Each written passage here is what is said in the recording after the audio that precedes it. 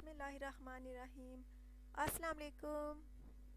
आपको again welcome कहती हूँ। उम्मीद करती हूँ कि आप इंशाल्लाह ताला हमेशा की तरह आबाद होंगे, खुश होंगे।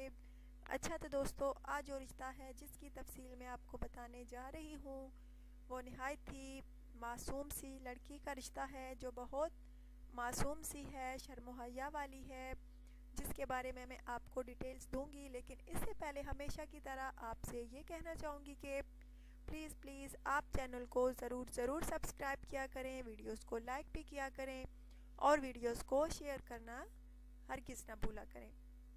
अच्छा तो दोस्तों, आज जो रिश्ता है जिसकी तफसील मैं आपको बताने लगी हूँ, इस लड़की का नाम आमना है और तालागंग में ये रहती है। एज इसकी दोस्तों तकरीबन 25 साल है और FA पास है। ये बहुत खूबसूरत सी लड़की है, मासूम सी है। मिडिल क्लास फैमिली से इसका ताल्लुक़ है, बहुत अच्छी फैमिली है। अब्बू जो इसके हैं वो वापडा में होते हैं और इसकी 4 बहनें हैं, भाई नहीं है। इसके लिए अच्छी फैमिली से रिश्ता दरकार है, चाहे पाकिस्तान में फैमिली हो या पाकिस्तान के बाहर।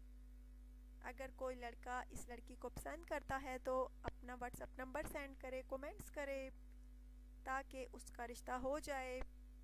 इस लड़की का कहना है कि दोस्तों, मेरे होने वाली शौहर की एज तकरीबन 30 या 35 साल से ज़्यादा ना हो, मुनासिब कमाने वाला हो, किसी का मोहताज ना हो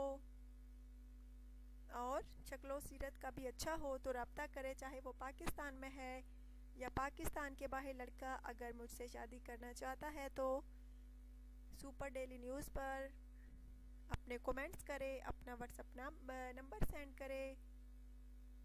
दोस्तों, बाकौल इस लड़की के और मैं भी आपसे यही कहना चाहूँगी कि अगर आपको इस लड़की का रिश्ता पसंद है तो आप ज़रूर सुपर डेली न्यूज़ पर अपने कमेंट्स कीजिए, व्हाट्सएप नंबर सेंड कीजिए ताकि आपका रिश्ता जल्द अज जल्द हो सके।